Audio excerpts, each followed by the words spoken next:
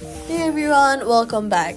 The something went wrong error in the TD Bank app usually appears during temporary service or connection issues, so here's how to fix it. First of all, swipe up from your screen, close the TD Bank app completely, then reopen it. But do wait a few minutes before reopening it. After that, check your internet connection. Switch networks if needed. Try switching between Wi-Fi and mobile data.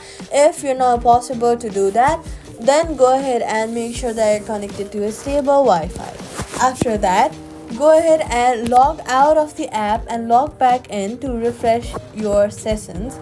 Then make sure the app is fully updated from the App Store. Go to the App Store, search for TD Bank, and then update your app if you haven't already. Updating your app ensures you have all the latest files and bug fixes, so always make sure to update it.